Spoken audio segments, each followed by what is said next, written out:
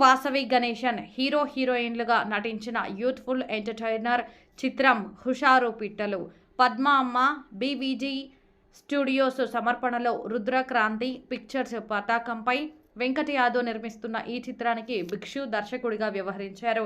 చిత్రీకరణ పూర్తి చేసుకున్న ఈ చిత్రాన్ని ప్రముఖ నిర్మాణ సంస్థలు ఏషియన్ సురేష్ ఫిలిమ్స్ సంస్థలు విడుదల చేస్తున్నాయి. ఇటీవల విడుదల చేసిన ఈ చిత్రం టీజర్ను అనూహ్యమైన స్పందన వచ్చింది. ప్రస్తుతం టాలీవుడ్లో ఈ చిన్న సినిమా గురించి పెద్ద ఎత్తున చర్చ జరుగుతోంది. గత కొద్ది రోజులుగా ఈ సినిమా టైటిల్ పోస్టర్లు, ప్రచార చిత్రాలు నెట్టింట వైరల్ అవుతున్నాయి. ముఖ్యంగా ఈ చిత్రంలోని బోల్డ్ కంటెంట్ చూసి సినీ ప్రేమికులు ముక్కున వేలేసుకుంటున్నారు. అసలు ఇంతటి బోల్డ్ కథాంశంతో సినిమాను ఎలా సాహసించి తీశారనే చర్చ రోజురోజుకు ఊపందుకుంటోంది. సాధారణంగా యూత్ఫుల్ ఎంటర్టైనర్ చిత్రాల్లో కొంతవరకు రొమాన్స్ ఉండటం సహజమే. కానీ హుషారు పిట్టలు చిత్రంలో చిత్ర బృందం ఎక్కడా వెనకాడకుండా వాస్తవికతకు దగ్గరగా ఉంటూనే అత్యంత బోల్డ్ సీన్లతో సినిమాను నింపేశారని టాక్ వినిపిస్తోంది.